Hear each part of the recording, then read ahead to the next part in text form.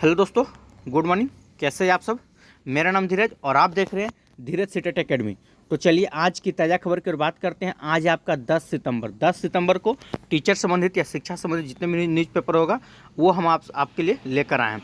तो चलिए देरी ना करते हुए वीडियो की शुरुआत करते हैं। तो सबसे पहले हम हेडलाइन की ओर बात करते हैं। आज का हेडलाइन में क्या है तो देखिए, एक बार फिर से सुर्खियों में बना हुआ है, ठीक है, 69,000 शिक्षक बहाली को लेकर।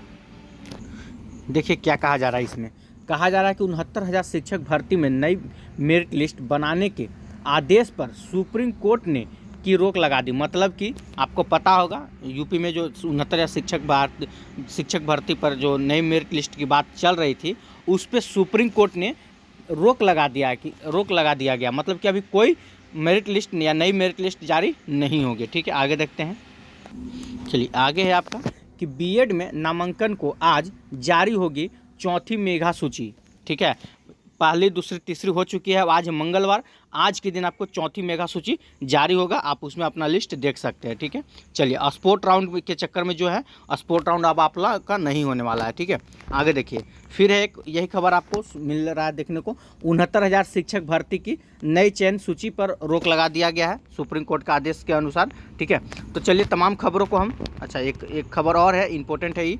देखिए यहाँ पे क्या कहा जा रहा है। यहाँ पे कहा जा रहा है नकल करने से मना करने पर छात्राओं ने शिक्षिका को पीटा। और देखिए कितना बुरी तरह से पीटा है, आप सामने से देख सकते हैं। सोचिए, मतलब नकल चोरी उरी करने पे, ठीक है, मना कर रहे थे शिक्षिका, उनको बुरी तरह से पिटा है, गंभीर चोट लगी हुई है।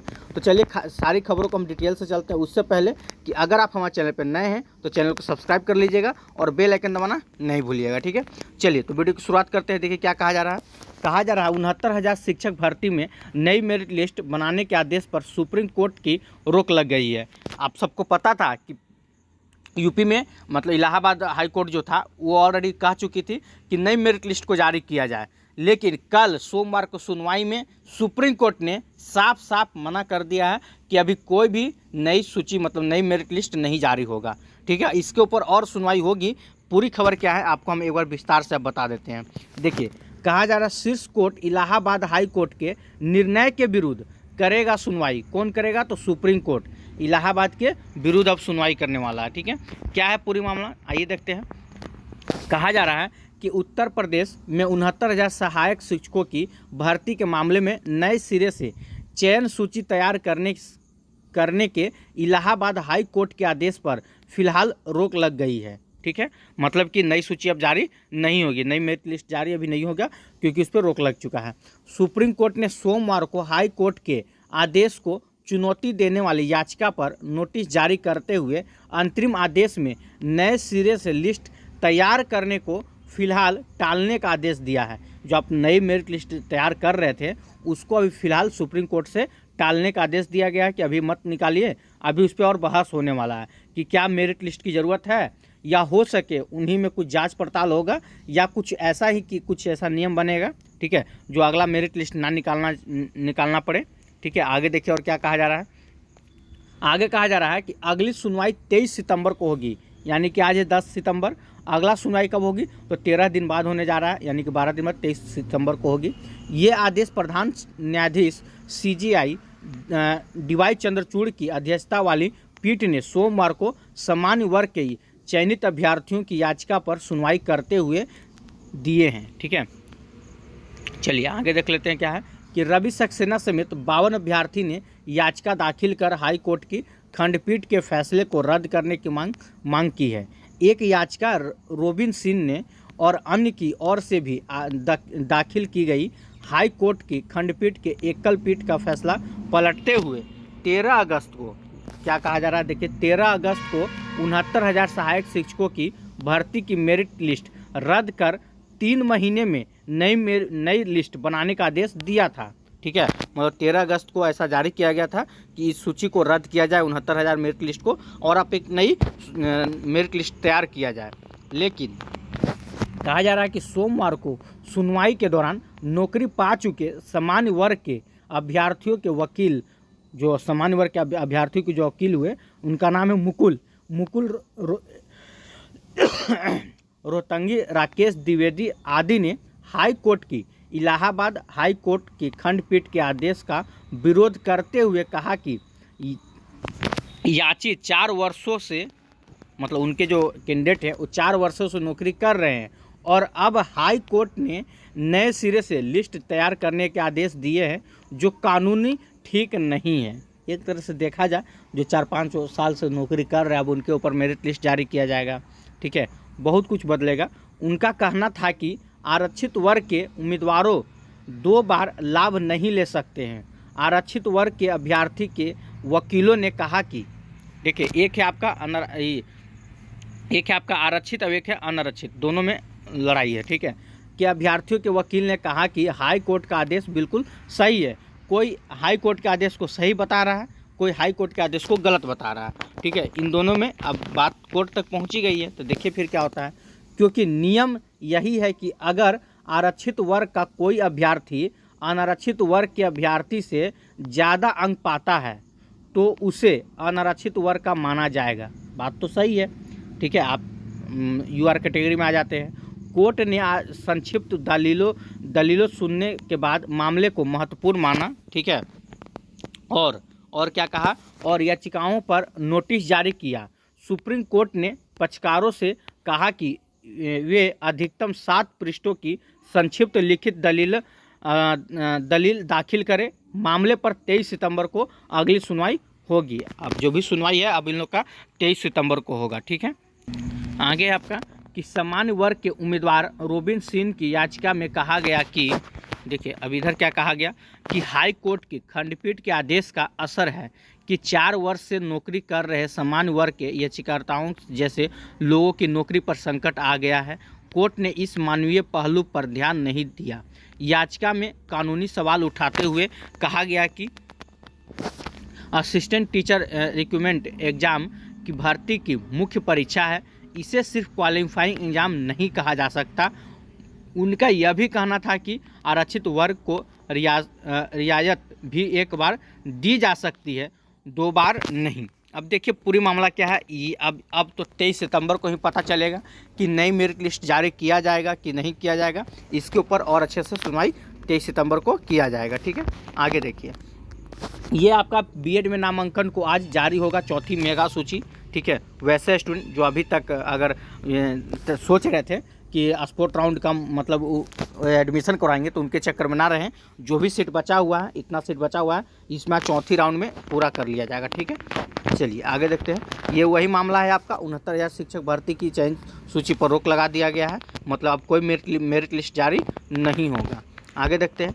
इधर आपको कहा जा रहा था कि नकल करने से मना करने पर छात्राओं ने शिक्षिका को पीटा, ये तो गलत हुआ है, ठीक है।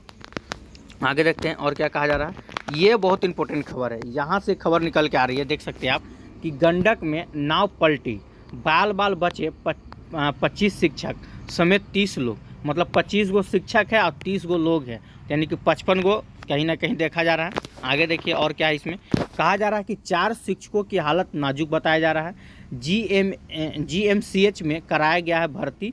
शिक्षकों से भरी नाव किनारे खड़ी नाव से टकराकर पलट गई। मतलब देखिए ये मतलब कि भरा हुआ नाव था और किनारे खड़ा हुआ नाव से मतलब किनारा पे ही, मतलब और उधर बीच में नहीं गए थे, इधर सामने का ही घटना है। क्या है पूरी तरह से आप देख लीजिए। पश्चिमी चंपारण जिला से निकल के आ रही है।